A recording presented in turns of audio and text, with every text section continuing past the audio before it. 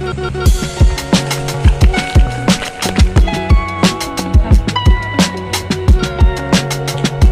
Friends, welcome to Kalyani சுலகம். இன்றைக்கி இந்த வீடியோவில் ஒரு சூப்பரான கிச்சன் டிப்ஸ் தாங்க உங்களுக்கு சொல்ல போகிறேன். கண்டிப்பாக இந்த டிப்ஸ் எல்லாத்தையும் ஃபாலோ பண்ணிக்கிங்க, யூஸ்ஃபுல்லாக இருக்கும்.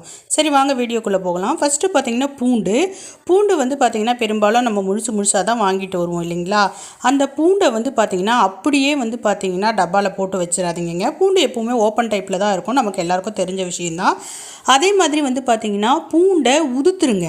மொத்தமாக வைக்கிறப்ப அது வந்து பார்த்திங்கன்னா வீணாகிறதுக்கு வாய்ப்புகள் இருக்குது. அப்படியே ஈரம் காத்துக்கிட்டு அதில் வந்து ஃபங்கல் ஃபார்ம் ஆகி அப்படியே வந்து பார்த்திங்கன்னா வீணாயிடும் இல்லைங்களா. ஸோ வீணாகாமல் இருக்கணும். டைமும் நமக்கு காலையில் வந்து பார்த்திங்கன்னா சேவ் ஆகணும். காலையில் நம்ம ரொம்ப பிஸியாக இருப்போம் சமையல் வேலையில். அந்த டைமில் வந்து பார்த்திங்கன்னா உடச்சி அதை உரிச்சிட்டு இருந்தோம்னா ரொம்ப டைம் வேஸ்ட் ஆகும். அதனால் நம்ம வாங்கிட்டு வரப்பவே எப்போல்லாம் நமக்கு ஃப்ரீயாக இருக்குமோ அப்போல்லாம் இந்த வேலையை செஞ்சு வச்சுக்கிங்க. சின்ன சின்ன வேலைகளை நம்ம முன்கூட்டியே செஞ்சு வச்சுக்கிட்டோம்னா கண்டிப்பாக நம்ம கிச்சனில் வேலையை குயிக்காக முடிச்சிடலாம். பொருள்களும் வீணாகாதுங்க. ஃபஸ்ட்டு வந்து பார்த்திங்கன்னா பூண்டை உடச்சிக்கலாம். உடச்சி உதுத்து நல்லா புடச்சிக்கலாங்க. அதில் இருக்க வந்து பார்த்திங்கன்னா மேல் தோலை எல்லாத்தையும் எடுத்துடலாம். வெயிலில் காய வச்சு எடுத்து வச்சுக்கலாம். ரெண்டாவது வந்து பார்த்திங்கன்னா புளியை வந்து பார்த்திங்கன்னா நம்ம என்ன தான் பெரிய பெரிய ஷோரூம்ஸில் வாங்கினாலும் சரி, பெரிய பெரிய கடைகளில் வாங்கினாலும் சரி, அதில் வந்து பார்த்திங்கன்னா நிறைய கொட்டைகள் இருக்கிறதுக்கு வாய்ப்பு இருக்குது. ஸோ வந்து பார்த்திங்கன்னா புளி வாங்கிட்டு வந்தோன்னா முதல்ல கொட்டிக்கலாங்க. கொட்டி அதை வந்து பார்த்திங்கன்னா கொட்டை இல்லாமல் வந்து பார்த்திங்கன்னா பிரித்து எடுத்துடலாம். கொட்டைகளை தனியாக எடுத்துருங்க. அதே மாதிரி புளியில் வந்து பார்த்திங்கன்னா புழுக்கள் இருக்கிறதுக்கும் வாய்ப்பு இருக்குது. நம்ம ஒரு புழு இருந்தால் கூட அது அப்படியே ஆட்டோமேட்டிக்காக வந்து பார்த்திங்கன்னா புழு எல்லா இடத்துலையும் வந்து பார்த்திங்கன்னா ஸ்ப்ரெட் ஆகிடும். அதனால் வந்து பார்த்திங்கன்னா புழு இருந்ததுன்னா அதையும் வந்து சுத்தம் பண்ணி எடுத்து வச்சிடலாம். அடுத்ததான் வந்து பார்த்திங்கன்னா நார் இருக்குங்க. புளியில் வந்து பார்த்திங்கன்னா நார் கண்டிப்பாக இருக்க தான் செய்யும். ஸோ முடிஞ்ச அளவுக்கு நம்ம புளியை வாங்கிட்டு வந்த உடனே அதில் இருக்கக்கூடிய நாறுகளை பிரித்து எடுத்துட்டா நமக்கு சமையலில் வந்து பார்த்திங்கன்னா ஈஸியாகிடும்.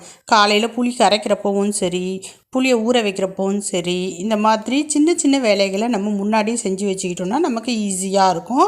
புளியில் வந்து பார்த்திங்கன்னா அடுத்தது நிறைய ஓடு இருக்கும். அந்த புளி மேலே வந்து பார்த்திங்கன்னா அந்த ஓடு இருக்கும் பார்த்திங்களா, அந்த ஓடெல்லாம் கலந்து இருக்கும். அந்த ஓடையும் வந்து பார்த்திங்கன்னா நம்ம பிரித்து சுத்தம் பண்ணி எடுத்து வச்சிட்டோம்னா புளி வந்து பார்த்திங்கன்னா ரொம்ப நாள் கெடாமல் இருக்கும். இன்னும் சில டைம் வந்து பார்த்திங்கன்னா நம்ம ரொம்ப சில கடையில் வாங்குறப்ப முடிகள் கூட இருக்கிறதுக்கு வாய்ப்பு இருக்குது. அதனால் முன்னாடியே பார்த்து க்ளீன் பண்ணி எடுத்து வச்சிடலாங்க. அடுத்ததாக என்ன அப்படின்னு சொல்லிட்டு பார்த்திங்கன்னா பெருங்காயம். கட்டி பெருங்காயம் வாங்குறவங்களுக்கு தெரியும். நம்ம அப்படியே எடுத்து வச்சிட்டோம்னு வச்சுக்கோங்களேன், அப்படியே இறுகி போயிடும். நம்ம வந்து பார்த்திங்கன்னா காலையில் வேலை செய்கிறப்ப இது ரொம்ப முக்கியமான டிப்ஸுங்க.